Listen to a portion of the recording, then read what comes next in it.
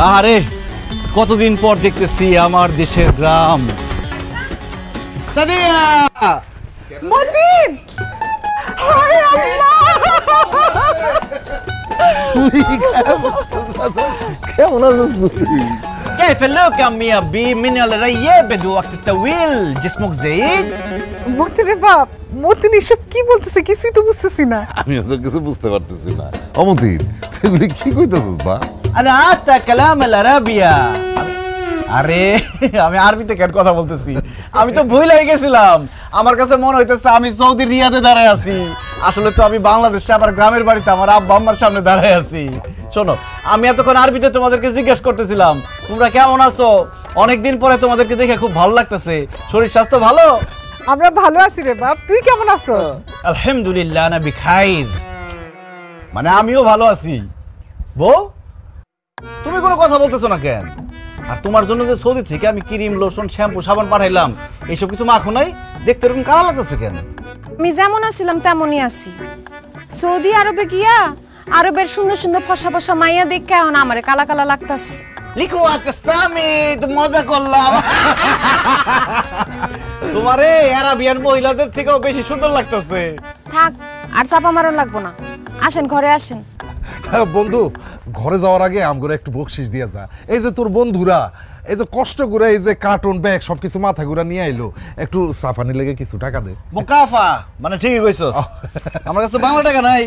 এলো রিয়েল এর বাংলা লইস, বাংলা টাকা 10-12 টাকার মতো হইব, সবাই ভাগ করে লইস। যা এত টাকা খামাখা দেওয়ার দরকার কি?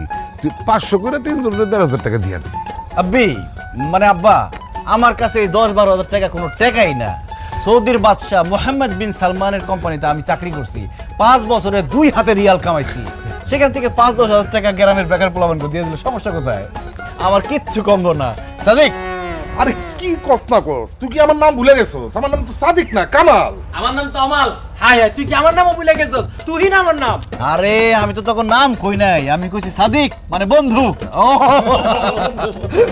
এক কাজ কর, এনে আরো টাকা দিলাম, এটা নিয়ে বাঙ্গায় মিষ্টি কিন আর গ্রামের সবাইরে মিষ্টি খাওয়াবি, কবি যে সৌদি থেকে মতিন আইছে। ঠিক আছে বন্ধু, তুই টেনশন লইস না, আমি এক্ষুনি যাই গ্রামের সবাইরে কইয়া দিমু যে সৌদি মতিন আসছে। আর ওই তোরা তাহলে কার্টুন আর ব্যাগগুলো ব্যাগ ভেতরে ঢুকায়। কি ব্যাপার আব্বি আম্মি সাদিয়া পারুল, তোমরা এরকম পুরান জামা কাপড় পরে দাঁড়িয়ে রইছো কেন?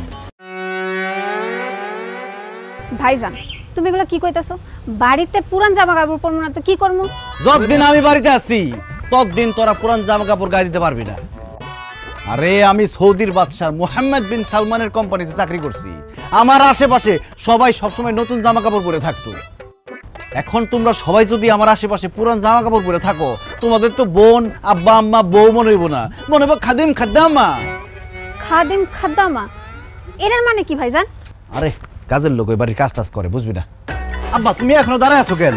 এটা এই যে এই রিয়ালগুলো নিয়ে যাও, নিয়ে টাকা ভাঙ্গে বাড়ির সবার জন্য জামা কাপড় নিয়ে আসো নতুন, তাদের যাও। কি কইতাছেন আপনি? নতুন জামা কাপড় কেনার কি দরকার? দরকার আছে, আমি মতিন সৌদি থেকে লাখ লাখ টাকা কামাই আসছি, আর আমার আব্বা আম্মা বোন বউ এরা পুরান জামা কাপড় পরে থাকবো? অসম্ভব। আব্বা যাও না কেন? আচ্ছা বিশুরিয়া, হ্যাঁ আর তাড়াতাড়ি যাও। অক্ষুনি যাইতেছি। মতিন তুই কয়দিনের জন্য ছুটি নিয়ে আসছিস? 6 আশুর মানে মানে 6 মাসের ছুটি নিয়ে আসছি, সৌদি থেকে 2 হাতে টাকা কামাই আসছি। এই 6 মাস গ্রামে থাকবো, খাবো, ফুর্তি করবো, ঘুরবো, মজা করবো, আর 2 হাতে টাকা উড়াবো।